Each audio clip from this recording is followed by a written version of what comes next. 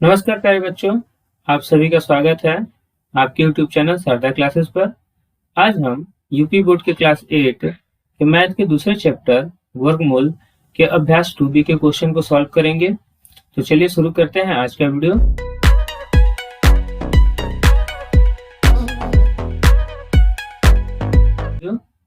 पहला क्वेश्चन है, गुणनखंड विधि से निम्नांकित के वर्गमूल ज्ञात कीजिए। इसमें पहला है 7744। ठीक है, अब इसका हमें अभाज्य गुणनखंड के द्वारा वर्गमूल ज्ञात करना है। तो सबसे पहले हम इसे रूट के अंदर लिखेंगे 7744। ठीक है, अब हम 7744 का अभाज्य गुणनखंड करेंगे।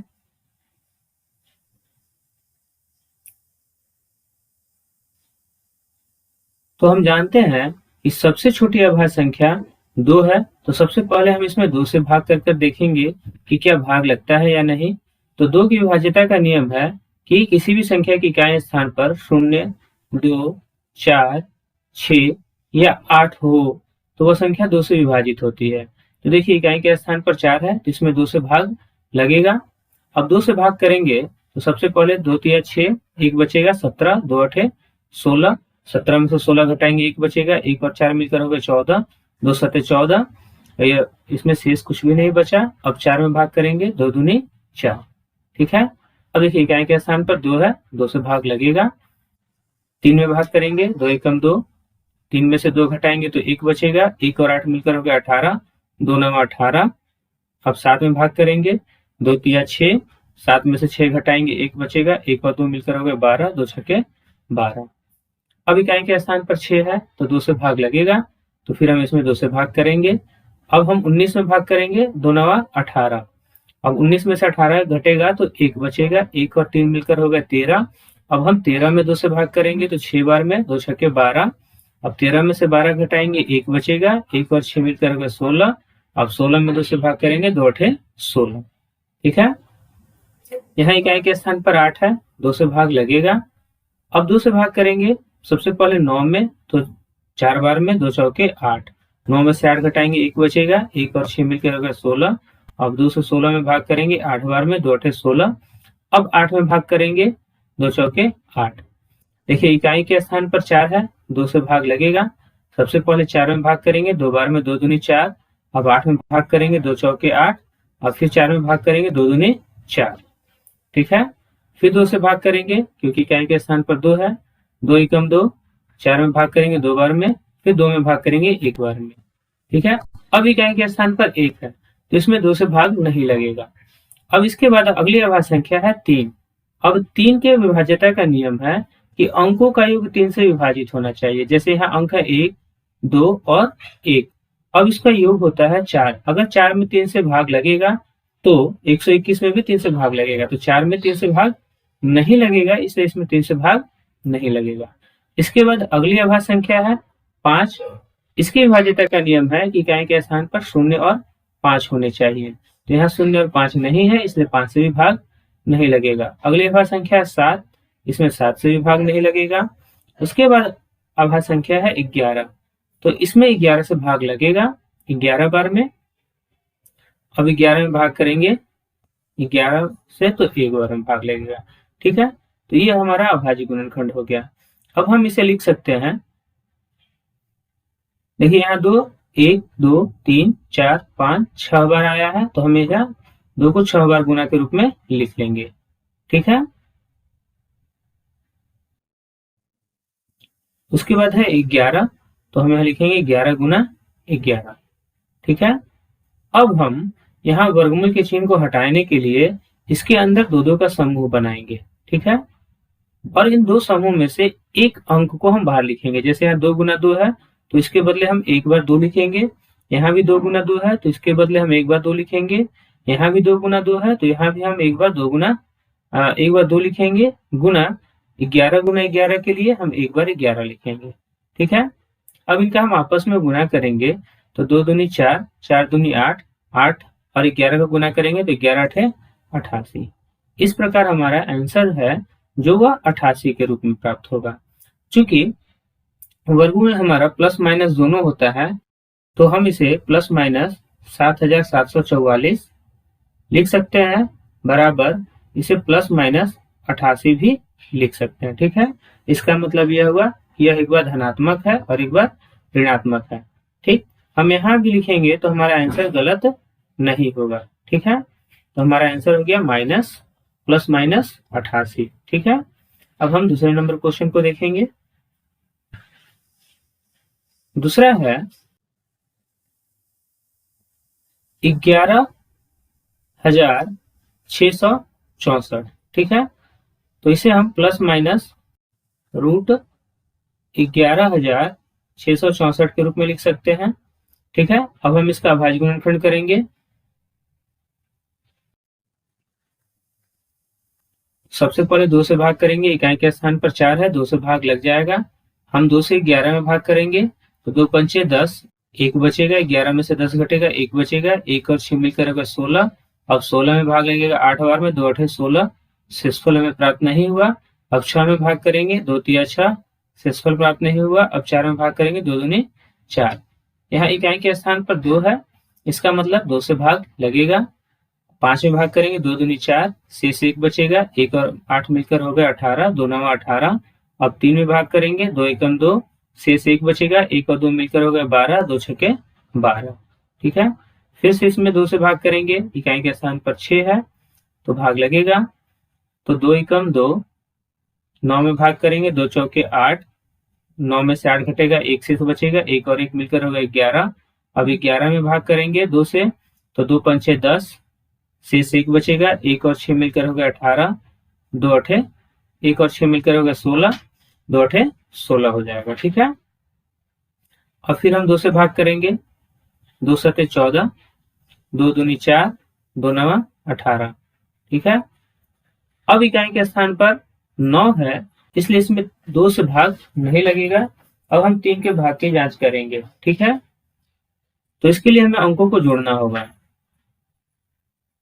अंकों को जोड़ने पर योगफल हमें 7 2 9 और 9 9 18 के रूप में प्राप्त हुआ। अब देखिए 18 में 3 से भाग लगेगा, 3 छके 18। इसका मतलब यह है कि इसमें 3 से भाग लगेगा। ठीक है, तो अब 3 से 7 में भाग करेंगे, 3 दूनी 6, 1 से बचेगा, 1 और 2 मिलकर होगा 12, 3 चौके 12। अब हम 9 में भाग करेंगे, 3 तिया 9। ठीक है, अब हम फिर से इसे अंकों का योग कर लेते हैं, तो जोड़ने पर यह 2 4 6, 6 और 3 9, 3 से भाग लगेगा। 3 8 24 और 3 एकम 3। अब 3 से भाग करेंगे 81 में तो 27 बार में भाग लगेगा। फिर 3 से भाग करेंगे 27 में तो 3 9 27। फिर 9 में भाग करेंगे, 3 3 9, और फिर 3 में भाग करेंगे 3 से 1 बार में। ठीक है, इस प्रकार इसका अभाज्य गुणनखंड हमें 2 कितनी बार आया है, 1 2 3 4, 4 बार 2 आया है और 6 बार 3 आया है। तो 2 गुना 2 गुना 2 गुना 2, ये हो गया 2। अब 3 का लिखेंगे, 3 गुना 3 गुना 3 गुना 3 गुना 3 गुना 3। ठीक है, यह रूट के अंदर है। अब हम रूट हटाने के लिए यहाँ 2 2 का समूह बनाएंगे। ठीक है, अब इन 2 में से एक बार 2 लिखेंगे, गुना 2 गुना 3 गुना 3। यहाँ इन दोनों 3 के लिए एक बार 3, इन दोनों के लिए एक बार और इन दोनों के लिए एक बार। ठीक है, अब यह हमें 2 दूनी 4, 4 या 12, 12 या 36, और 36 में 3 का गुना करेंगे तो यह हमें 108 के रूप में प्राप्त होगा। ठीक है, तो इस प्रकार हमारा आंसर प्लस माइनस 108 होगा। अब हम तीसरे नंबर क्वेश्चन को देखेंगे। तीसरा क्वेश्चन है 4900। तो इसे हम लिखेंगे प्लस माइनस रूट 4900। ठीक है, अब हम यहाँ 4900 का अभाज्य गुणनखंड कर लेंगे। इकाई के स्थान पर 0 है तो 2 से भाग लगेगा। ठीक है, 2 दूनी 4। अब 9 में भाग करेंगे, 2 चौके 8, 2 पंचे 10 0। ठीक, फिर 2 से भाग करेंगे, 2 एकम 2, 2 दूनी 4, फिर 2 दूनी 4, 2 पंचे 10। ठीक। अब इसमें 2 से भाग नहीं लगेगा। अब हम 3 से देखेंगे तो देखिए अंकों का योग 5, 2 7, 7 2 9 और 1 10। तो 10 में 3 से भाग नहीं लगता है, तो इसमें 3 से भाग नहीं लगेगा। अगली अभाज्य संख्या है 5। इकाई के स्थान पर 5 है, तो इसमें 5 से भाग लगेगा। 5 दूनी 10, यहाँ 2 शेष बचेगा, 2 और 2 मिलकर हो गया 22, 5 चौके 20, 22 में से 20 घटेगा तो 2 शेष बचेगा। अब 2 और 5 मिलकर होगा 25, 5 बचे 25। ठीक है, इकाई के स्थान पर 5 है तो फिर से 5 से भाग लगेगा। 5 से हम 24 में भाग करेंगे, 5 चौके 20, 4 शेष बचेगा, 4 और 5 मिलकर होगा 45, 5 नवा 45। अब 5 से भी भाग नहीं लगेगा, अब 7 से भाग करेंगे, 7 सत्ते 49। फिर 7 से भाग करेंगे एक बार में, 7 एकम 7। इस प्रकार हम इसे लिख सकते हैं प्लस माइनस रूट। अब देखिए 2 2 बार है, 2 गुना 2 गुना 5 गुना 5 गुना 7 गुना 7। ठीक है, अब रूट हटाने के लिए हम इसमें 2 2 का समूह बनाएंगे, लिखेंगे प्लस माइनस। अब देखिए इन दोनों में से एक बार 2 लिखेंगे, गुना एक बार 5 गुना 7। अब इसे गुना करेंगे तो यह 2 पंचे 10, 10 सत्ते 70, तो यह 70 के रूप में प्राप्त होगा। इस प्रकार हमारा इसका वर्गमूल प्लस माइनस 70 होगा। ये हमारा आंसर होगा। ठीक है, अब हम चौथे नंबर क्वेश्चन को करेंगे। अब हम 47,089 का अभाज्य गुणनखंड करेंगे। इसे लिखेंगे प्लस माइनस रूट 47,089। अब इसका अभाज्य गुणनखंड करेंगे तो इसमें ना तो 2 से भाग लगेगा, ना ही 3 से, ना ही 5 से, इसमें भाग लगेगा 7 से। ठीक है, 7 से जब हम 47 में भाग करेंगे तो 6 बार में भाग लगेगा, 7 छक 42।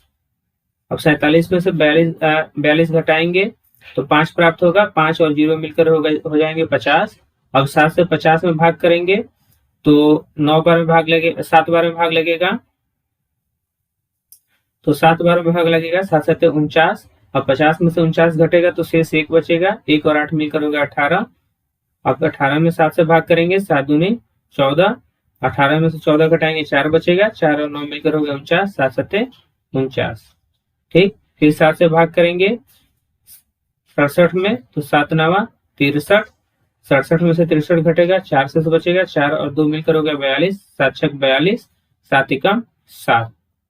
अब 961 में 31 से भाग लगेगा। ठीक है, 31 से इसमें 31 बार में भाग लगेगा और फिर 31 में भाग करेंगे तो 1 बार में भाग लगेगा। ठीक है, इस प्रकार यह हमें प्लस माइनस रूट 7 गुना 7 गुना 31 गुना 31 के रूप में प्राप्त होगा। अब हम रूट हटाने के लिए इनमें 2 2 का समूह बनाएंगे और इसमें से एक बार लिखेंगे 7 गुना 31। अब 7 और 31 का गुना करेंगे तो यह हमें 7 एकम 7, 7 या 21, 217 के रूप में प्राप्त होगा। इस प्रकार हमारा आंसर प्लस माइनस 217 होगा। ठीक है, अब दूसरा क्वेश्चन है, गुणनखंड विधि से निम्नांकित के धनात्मक वर्गमूल ज्ञात कीजिए। यहाँ हमें जो संख्याएं दिए गए हैं इनका हमें धनात्मक वर्गमूल ज्ञात करना है।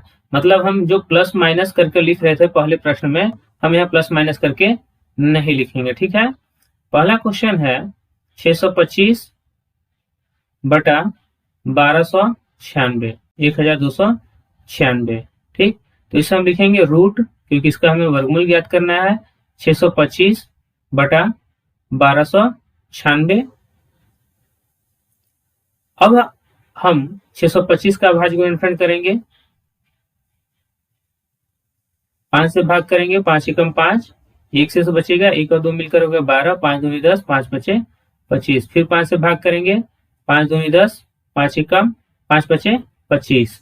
फिर 5 से भाग करेंगे 5 बार में, 5 बचे 25। फिर 5 से भाग करेंगे 1 बार में। ठीक है, तो 625 का अभाज्य गुणनखंड हमें 5 गुना 5 गुना 5 गुना 5 के रूप में प्राप्त हुआ।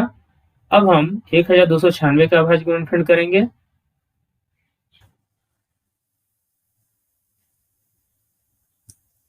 सबसे पहले 2 से भाग करेंगे, 2 छक्के 12, फिर 9 में भाग करेंगे, 2 चौके 8, फिर 1 से तो बचेगा, 1 और 6 मिलकर होगा 16, 2 आठे 16, फिर 2 से भाग करेंगे, 2 तिया 6, 2 दूनी 4, 2 चौके 8, फिर 2 से भाग करेंगे, 2 एकम 2, 2 छक्के 12, 2 दूनी 4, फिर 2 से भाग करेंगे, 2 आठे 16, 2 एकम 2। अब 2 से भाग नहीं लगेगा, अब 3 से भाग लगेगा, 3 से 27 बार में, फिर 3 से भाग करेंगे, 3 नवा 27, फिर 3 से भाग करेंगे, 3 तिया 9, और फिर 3 से भाग करेंगे, 3 एकम 3। इस प्रकार यह हमें 2 गुना 2 गुना 2 गुना 2 और गुना 3 गुना 3 गुना 3 गुना 3, ठीक है। अब रूट हटाने के लिए हम इसके अंदर 2 का समूह बनाएंगे और उसमें से एक बार लिखेंगे, जैसे इन दोनों 5 के बदले एक बार 5 लिखेंगे, गुना इन दोनों 5 के लिए एक बार 5 लिखेंगे, बटा इन दोनों में से एक बार 2, गुना इन दोनों के लिए एक बार 2, 2 3 के लिए एक बार 3, गुना 3, ठीक। अब हम इसका गुना करेंगे तो 5 पचे 25 बटे, अब 2 दूनी 4, 4 तिया 12 और 12 तिया 36, तो ये हमें 25 बटा 36 के रूप में प्राप्त होगा और यही हमारा आंसर होगा, ठीक है। अब हम क्वेश्चन नंबर 2 को देखेंगे। दूसरा क्वेश्चन है 529 बटा 196, ठीक है। इसे हम लिख सकते हैं रूट 529 बटा 196, ठीक। अब 529 का अभाज्य गुणनखंड करेंगे, तो 529 का अभाज्य गुणनखंड करेंगे तो इसमें सबसे पहले 23 से भाग लगेगा, ठीक है। 23 से 23 बार में, फिर 23 से भाग करेंगे 23 में एक बार में, तो 529 को हम लिख सकते हैं 23 गुना 23 बटे, अब 196 का अभाज्य गुणनखंड करेंगे, 2 से भाग करेंगे, 2 नवा 18, 2 आठे 16, फिर 2 से भाग करेंगे तो 49 बार में, 2 चौके 8, 2 नवा 18, अब 7 से भाग लगेगा, 7 सत्ते 49, फिर 7 से भाग करेंगे, 7 एकम 7, तो यह हमें 2 गुना 2 गुना 7 गुना 7 के रूप में प्राप्त होगा। अब इन दोनों 23 में से हम एक बार लिखेंगे 23 बटे 2 गुना 7, ठीक, जिससे कि यह रूट हमारा हट जाएगा। अब इसे हम 23 बटा 7 दूनी 14 के रूप में लिखेंगे और यही हमारा आंसर होगा, ठीक है, 23 बटा 14। अब हम तीसरे नंबर क्वेश्चन को देखेंगे। तीसरा क्वेश्चन है 4 सही 29 बटा 49, ठीक है। तो यह एक संयुक्त भिन्न है। सबसे पहले हम इसे एक विषम भिन्न के रूप में बदलेंगे और तब इसका हम अभाज्य गुणनखंड करेंगे। इसके लिए हमें पहले इन दोनों का गुना करना होता है और इसके गुणनफल में हमें अंश को जोड़ना होता है, मतलब 4 गुना 49, इसे गुना करेंगे प्लस 29, ठीक है, और हर में हमारा वही होता है जो पहले से रहता है 49, ठीक। अब जब हम इसे हल करेंगे, 4 में 49 का गुना करेंगे और फिर 29 जोड़ेंगे तो यह हमें 225 के रूप में प्राप्त होगा और हर हमारा 49 है, ठीक। इसका हमें वर्गमूल ज्ञात करना है 225 बटे 49 का। अब यहाँ 225 का हम जब अभाज्य गुणनखंड करेंगे तो सबसे पहले 3 से भाग करेंगे, 3 सत्ते 21, 3 पचे 15, फिर 3 से भाग करेंगे 75 में, 3 दूनी 6, 3 पचे 15, अब 5 से भाग लगेगा, 5 पचे 25, फिर 5 से भाग करेंगे, 5 एकम 5, ठीक है। इसे लिख सकते हैं रूट 3 गुना 3 गुना 5 गुना 5 बटे 7 गुना 7, क्यों? क्योंकि 49 का अभाज्य गुणनखंड 7 गुना 7 के रूप में प्राप्त होगा। इसे हमें इस तरह अभाज्य गुणनखंड करने की आवश्यकता नहीं है। अब इन दोनों 3 में से हम एक बार 3 लिखेंगे, गुना इन दोनों 5 में से एक बार 5 लिखेंगे, बटा 7। अब हम गुना करेंगे तो यह 15 बटा 7 के रूप में प्राप्त होगा। यह एक विषम भिन्न है, इसे हम संयुक्त भिन्न में बदल सकते हैं। तो हम 15 में भाग करेंगे 7 से, 7 दूनी 14, घटाने पर 1 शेष प्राप्त होगा, तो इसे लिख सकते हैं 2 सही 1 बटा 7, इसे लिखेंगे 2 सही 1 बटा 7 और यही हमारा आंसर होगा, ठीक है। अब हम क्वेश्चन नंबर 4 को करेंगे। चौथा क्वेश्चन है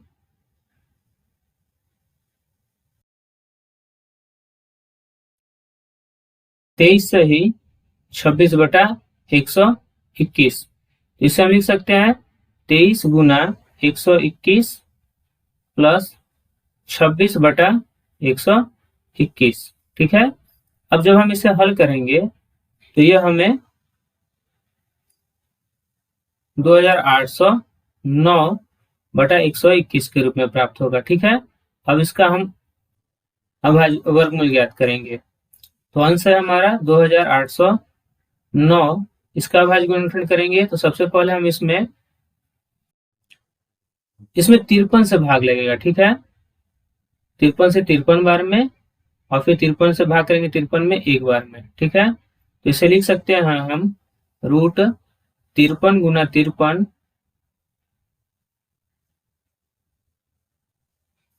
बटा, अब 121 11 का वर्ग है। ठीक है। तो हम इसे 11 से भाग करके 11 गुना 11 के रूप में लिख सकते हैं। ठीक है। 11 गुना 11। अब रूट हटाने के लिए हम इसे 53/11 के रूप में लिख सकते हैं। अब देखिए यहाँ अंश बड़ा है और हर छोटा है, इसका मतलब यह एक विषम भिन्न है और इसे हम संयुक्त भिन्न में बदल सकते हैं। तो 53 में हम भाग करेंगे 11 से, 11 चौके 44। अब 53 में से 44 घटाएंगे तो शेष 9 प्राप्त होगा। इसे हम 4 सही 9/11 के रूप में लिख सकते हैं। इस प्रकार हमारा आंसर होगा 4 सही 9/11। ठीक है। ये हमारा आंसर होगा। अब हम पांचवें क्वेश्चन को देखेंगे। पांचवा क्वेश्चन है 75 सही 46/49।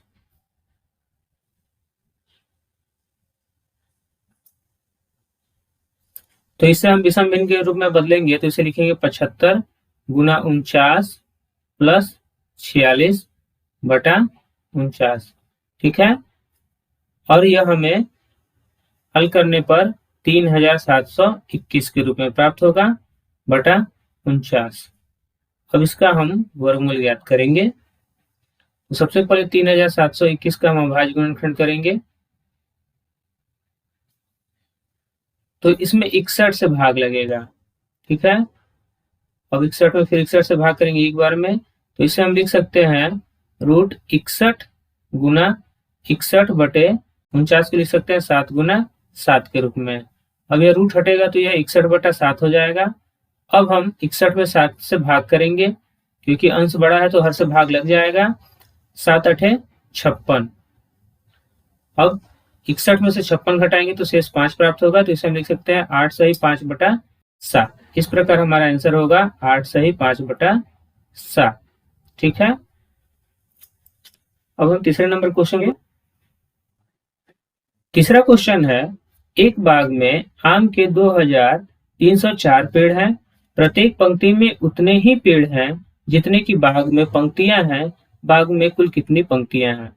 तो देखिए, जब इस तरह का प्रश्न पूछा जाए कि उतने ही पेड़ हैं या उतनी ही पंक्तियां हैं, तो हम वहां वर्गमूल ज्ञात करते हैं। ठीक है। यहाँ बाग में कुल आम के पेड़ दिए गए हैं जो कि 2304 है। तो हम यहाँ 2304 का वर्गमूल ज्ञात करेंगे। ठीक है। 2304 का वर्गमूल ज्ञात करेंगे। हम वर्गमूल अभाज्य गुणनखंड विधि से करेंगे। इसे लिख सकते हैं 2304, 2 से भाग करेंगे, 2 एकम 2, 2 एकम 2, 2 पंचे 10, 2 दूनी 4।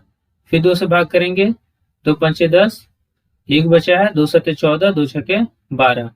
फिर 2 से भाग करेंगे, 2 दूनी 4, 2 अठे 16, 2 अठे 16। फिर 2 से भाग करेंगे, 2 एकम 2, 2 दूनी 4, 2 चौके 8, 2 चौके 8। फिर 2 से भाग करेंगे, 2 सत्ते 14, 2 दूनी 4। फिर 2 से भाग करेंगे, 2 तिया 6, 2 छके 12। फिर 2 से भाग करेंगे, 18 दूनी 36। फिर 2 से भाग करेंगे, 2 नवा 18। फिर 3 से भाग करेंगे, 3 तिया 9, 3 एकम 3। ठीक है। तो इसे लिख सकते हैं √2 गुना 2 गुना 2 गुना 2, 1 2 3 4 5 6 7, 8 बार आया है 2, तो ये हो गया 6 7 8, और 3 2 बार है अब हम रूट हटाने के लिए यहाँ दो का समूह बनाएंगे और लिखेंगे 2 गुना 2 गुना 2 गुना 2 गुना 3। ठीक है, देखिए इन दोनों दो में से एक बार, इसमें से एक बार, इसमें से एक बार, इसमें से एक बार और इसमें से एक बार। अब इसका हम गुना करेंगे। 2 दूनी 4, 4 दूनी 8, 8 दूनी 16, 16 दूनी 32, 16 तिया 48। तो हमें गुणनखंड 48 के रूप में प्राप्त हुआ। अब हमसे प्रश्न पूछा गया बाग में कुल कितनी पंक्तियां हैं, तो हम लिखेंगे अतः बाग में कुल 48 पंक्तियां हैं। ठीक है, और यही हमारा आंसर होगा। अब हम क्वेश्चन नंबर 4 को देखेंगे। क्वेश्चन नंबर 4 है, एक सेना नायक ने अपनी सेना को टोलियों में इस प्रकार विभाजित किया कि प्रत्येक टोली में उतने ही सैनिक थे जितनी की कुल टोलियां थी। अब देखिए उतने ही सैनिक जितनी की टोलियां, मतलब यहाँ हमें क्या करना है, जो भी संख्या दिया गया है उसका वर्गमूल ज्ञात करना है। यदि उस सेना में कुल 6,561 सैनिक थे तो प्रत्येक टोली में कितने सैनिक थे। अब हमें यहाँ कुल सैनिक दिए गए हैं तो लिखेंगे कुल सैनिक बराबर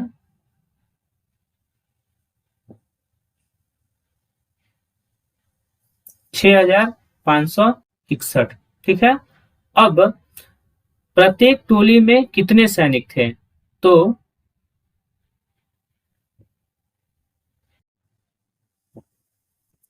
हम लिख सकते हैं प्रत्येक टोली में सैनिकों की संख्या बराबर रूट 6,561। ठीक है, अब हम इसका वर्गमूल ज्ञात करेंगे। वर्गमूल ज्ञात करने के लिए हम अभाज्य गुणनखंड विधि का इस्तेमाल करेंगे।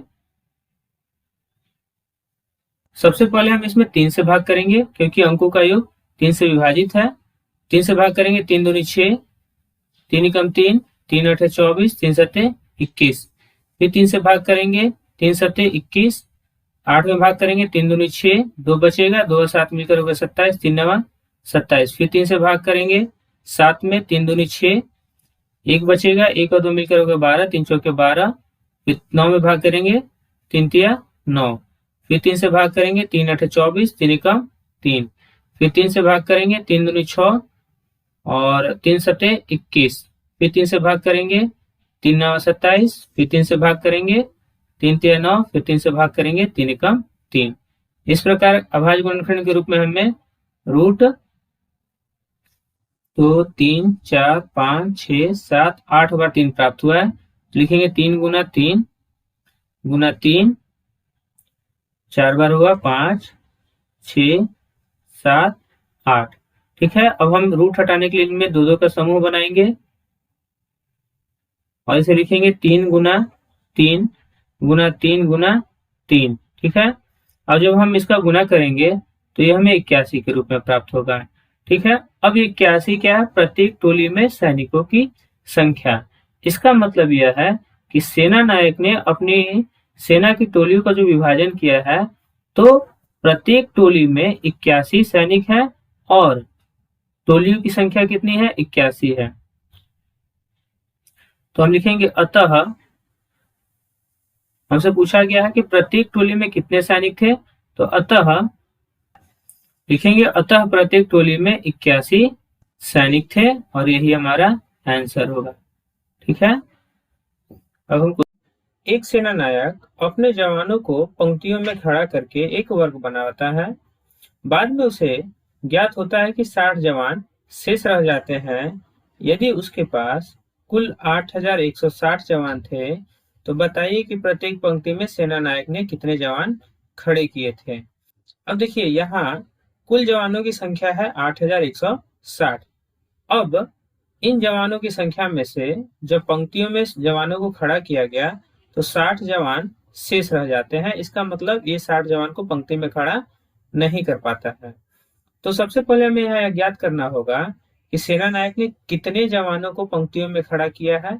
तो सबसे पहले हम लिखेंगे जवानों की कुल संख्या। जवानों की कुल संख्या 8,160 है। अब इसमें 60 जवान पंक्ति में खड़ा होने से शेष बच जाते हैं। तो शेष जवानों की संख्या, शेष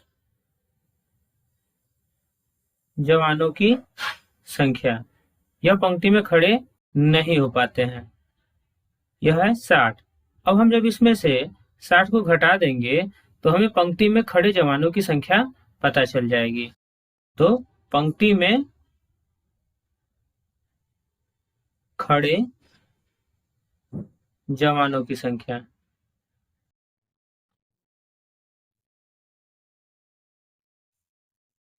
बराबर 8100। मतलब सेना नायक ने 8100 जवानों को पंक्ति में खड़ा किया है। अब प्रत्येक पंक्ति में सेना नायक ने कितने जवान खड़े किए, तो अब हम ज्ञात करेंगे प्रत्येक पंक्ति में जवानों की संख्या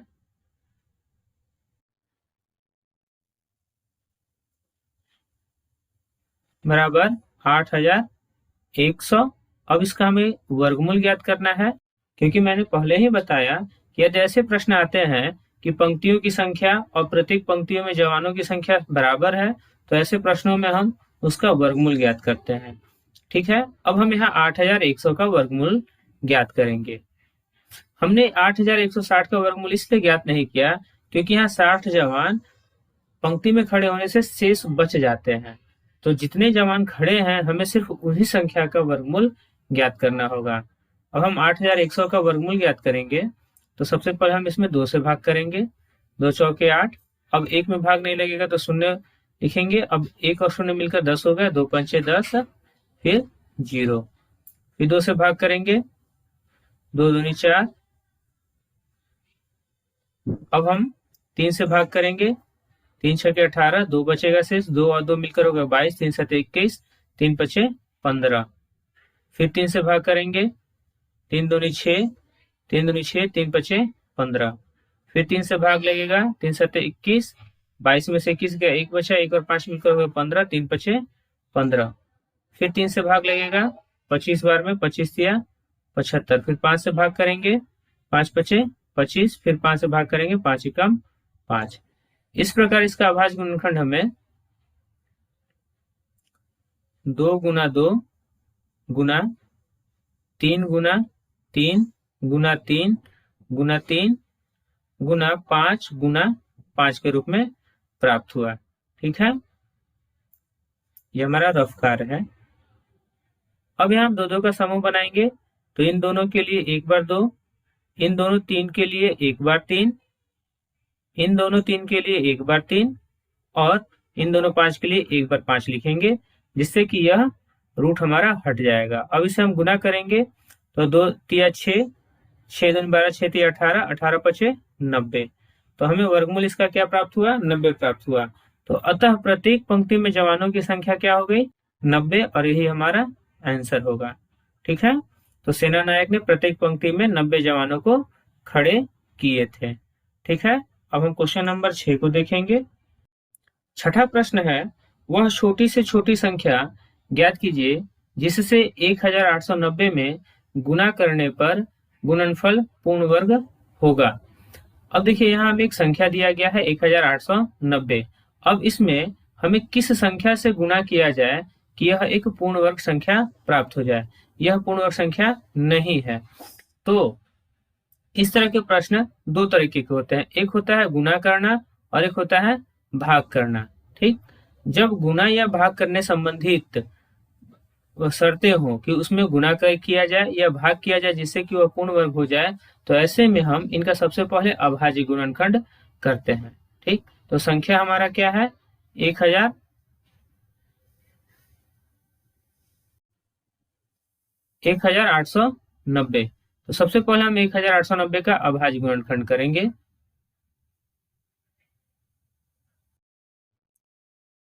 दो से भाग करेंगे। 2 9 18, फिर 9 में भाग करेंगे। 2 चौके 8, 1 बचेगा, 1 और 0 मिलकर 10, 2 पंचे 10। अब यह 3 से भाग लगेगा। 3 तिया 9, 3 एकम 3, यहाँ 1 से बचेगा, 1 और 5 मिलकर हो गए 15, 3 पचे 15। फिर इसमें 3 से भाग लगेगा। 3 एकम 3, 1 में भाग नहीं लगेगा तो 0 लिखेंगे, 3 पचे 15। फिर इसमें 3 से भाग लगेगा। 3 तिया 9 और 1 से बचेगा, 1 और 5 मिलकर होगा 15, 3 पचे 15। अब 3 से भाग नहीं लगेगा, अब 5 से भाग लगेगा। 5 सते 35, और फिर 7 से भाग करेंगे, 7 एकम 7। इस पर 890 का अभाज्य गुणनखंड हमें 2 गुना 3 गुना 3 गुना 3 गुना 5 गुना 7 के रूप में प्राप्त हुआ। अब प्रश्न में कहा गया है कि गुना करने पर गुणनफल पूर्ण वर्ग हो, मतलब हमें इसमें कौन सी संख्या से गुना करना है कि वह पूर्ण वर्ग हो। तो किसी भी संख्या का जो कि पूर्ण वर्ग संख्या हो उसके अभाज्य गुणनखंड में उनका समूह होता है। जैसे यहाँ 2 है तो इसका 2 का जोड़ा होना चाहिए, परंतु यहाँ एक बार 2 आया है। देखिए यहाँ 2 बार 3 आया है, 1 3 का जोड़ा नहीं है, ना 5 का जोड़ा है और ना ही 7 का जोड़ा है। इसलिए अब इसे पूर्ण वर्ग संख्या बनाने के लिए हम लिखेंगे, चूंकि 1890 का अभाज्य गुणनखंड करने पर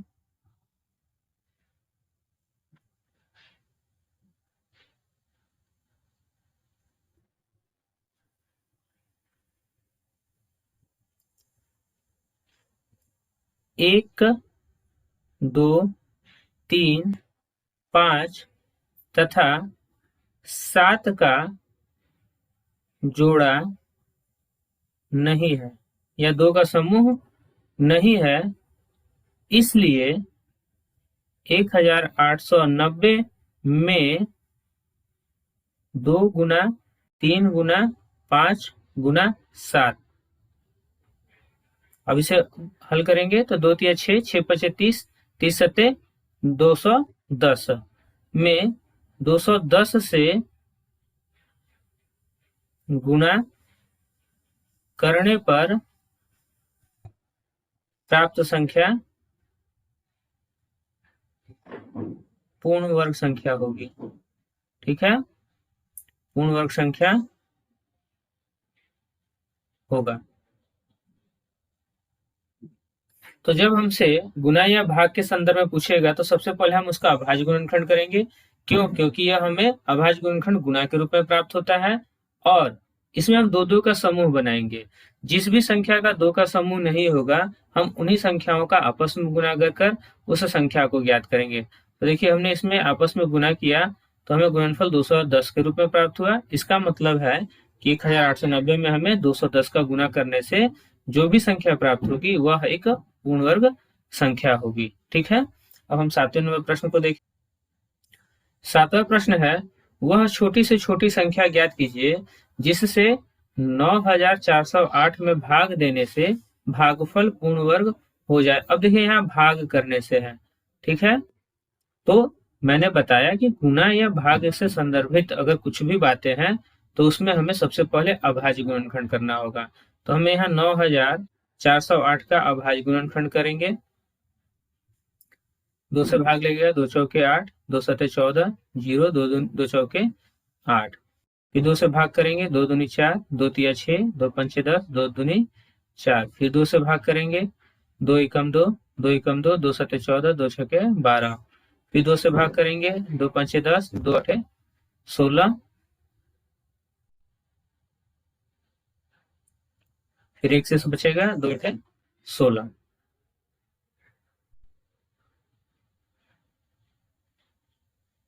फिर 2 से भाग करेंगे, 2 दूनी 4, 2 नवा 18, 2 चौके 8। फिर 2 से भाग करेंगे, 2 एकम 2, 2 चौके 8, 2 सते 14। फिर 3 से भाग करेंगे, 3 चौके 12, 3 नवा 27। फिर 7 से भाग करेंगे, 7 सते 49। फिर 7 से भाग करेंगे, 7 एकम 7। इस प्रकार 9408 का अभाज्य गुणनखंड हमें 2 गुना 2, देखिए 2 कितनी बार आया है, 1 2 3 4 5 6 बार आया है। तो इस 2 गुना 6 बार लिखेंगे, गुना 3 गुना 7 गुना 7। अब देखिए यहाँ इस 2 का जोड़ा है, इस 2 का जोड़ा है, इस 2 का भी जोड़ा है और यहाँ 7 का भी जोड़ा है। जोड़ा सिर्फ किसका नहीं है? तो 3 का नहीं है। तो अगर गुना करने को कहता तो हम इसमें 1 3 और बढ़ाकर गुना करते। ठीक है, 1 3 और बढ़ा लेते और इसका गुना करते। परंतु अब भाग करने के संदर्भ में पूछा जा रहा है तो हम यह जो 3 है इसे भी हटाएंगे और इसके लिए हमें इसमें 3 से भाग करना होगा। ठीक है, तो अब हम यहाँ भाग सम करने के लिए कहा रहा है तो हम यहाँ भाग करेंगे। अब देखिए भाग करेंगे तो 3 से 3 कट जाएगा। अब जो भी अभाज्य गुणनखंड में संख्या बचे हैं वह दो दो के समूह में है और इससे वह एक पूर्ण वर्ग संख्या होगी। ठीक, तो हम लिखेंगे चूंकि 9408 के अभाज्य गुणनखंड में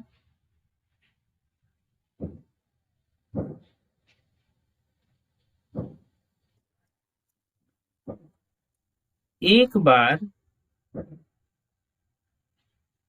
3 का समूह नहीं है, 2 का समूह नहीं है, इसलिए 9408 में 3 से भाग करने पर 3 से भाग करने पर प्राप्त भागफल एक पूर्ण वर्ग संख्या होगा। ठीक है, एक पूर्ण वर्ग संख्या होगा। ठीक, तो इसी के साथ इस अभ्यास के सारे प्रश्न हो गए। अब हम नए वीडियो में नए अभ्यास के साथ मिलेंगे। तब तक के लिए धन्यवाद।